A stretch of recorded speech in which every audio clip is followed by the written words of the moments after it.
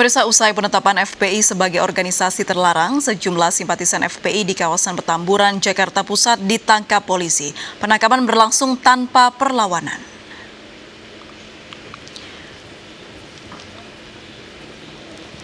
Usai penetapan FPI sebagai organisasi terlarang, polisi menyisir kawasan di sekitar markas pimpinan FPI di Petamburan, Jakarta Pusat sore tadi.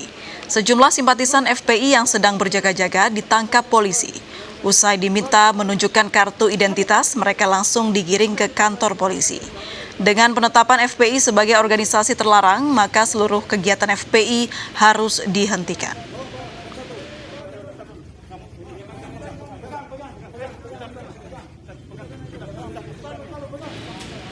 Ya, selain menangkap sejumlah simpatisan, polisi juga menyisir atribut-atribut FPI di Petamburan, Jakarta Pusat. Sejumlah baliho bertuliskan FPI maupun bergambar Rizik Syihab dicopot.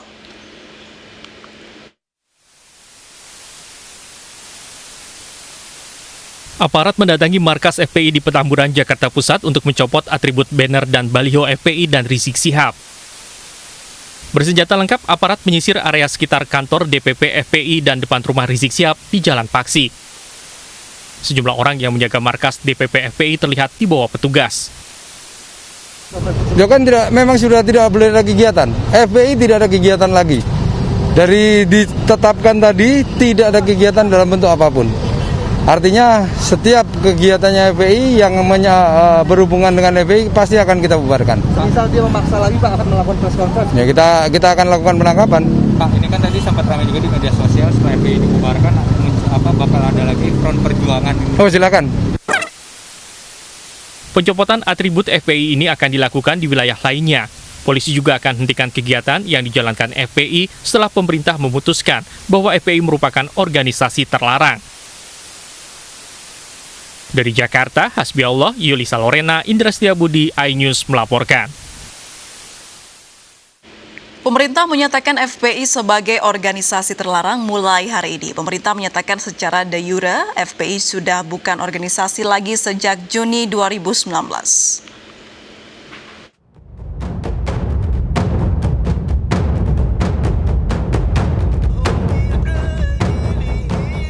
Pemerintah menetapkan Front Pembela Islam sebagai organisasi terlarang.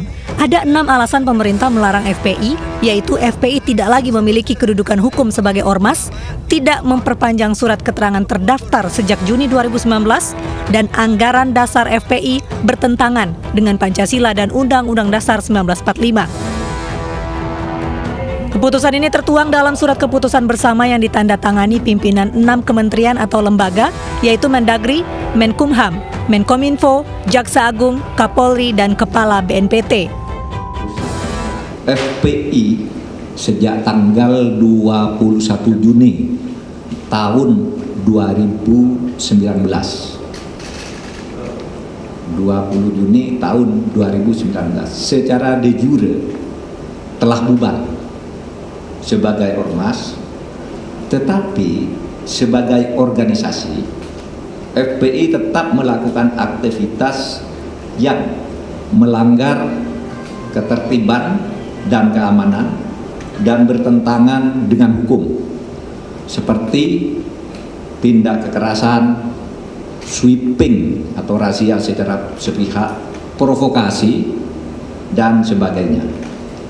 Berdasar peraturan perundang-undangan dan sesuai dengan putusan MK nomor 82 PUU 11 2013 tertanggal 23 Desember tahun 2014, pemerintah melarang aktivitas FPI dan akan menghentikan setiap kegiatan yang dilakukan FPI karena FPI tidak lagi mempunyai legal standing baik sebagai ormas maupun sebagai organisasi biasa. Ya kan sudah jelas itu merupakan organisasi yang dilarang segala aktivitas maupun penggunaan atribut semua, dan tentunya aparat keamanan akan menegakkan itu semua. Keputusan pemerintah ini berlaku sejak 30 Desember 2020. Maka, pemerintah mengimbau masyarakat tidak ikut dalam kegiatan yang menggunakan simbol FPI. Masyarakat diminta melaporkan kegiatan yang mengatasnamakan FPI. Tim Liputan iNews melaporkan. Antisipasi penyebaran paham radikal intoleran di tanah air, BNPT menggandeng para tokoh pemuka agama. Keterlibatan para pemuka agama dinilai penting dalam membangun kewaspadaan serta kesiapsiagaan masyarakat terhadap paham radikal terorisme.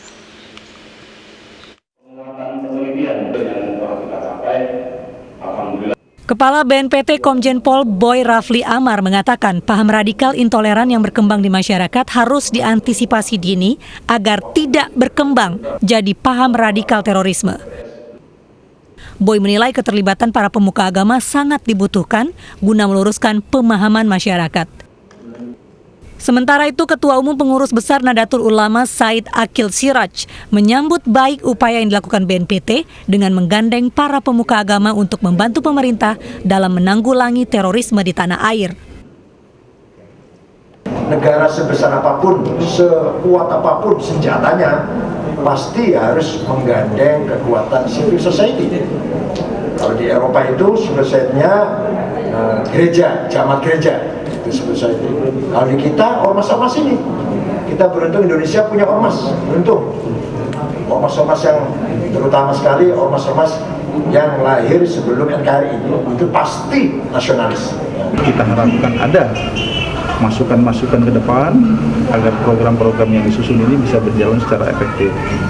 Jadi BNPT berkolaborasi bersama dengan tokoh pemuka agama agar penyebarluasan paham radikal intoleran yang berpotensi menjadi radikal terorisme ini bisa kita antisipasi lebih awal.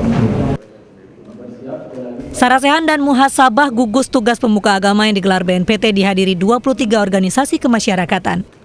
Dari Jakarta, Fikirian Purwadi Abdul Rashid, iNews melaporkan. Polisi tangkap 2 anggota sindikat pemalsuan STNK di Pasuruan. Informasinya akan hadir sesaat lagi, tetaplah bersama iNews Malam.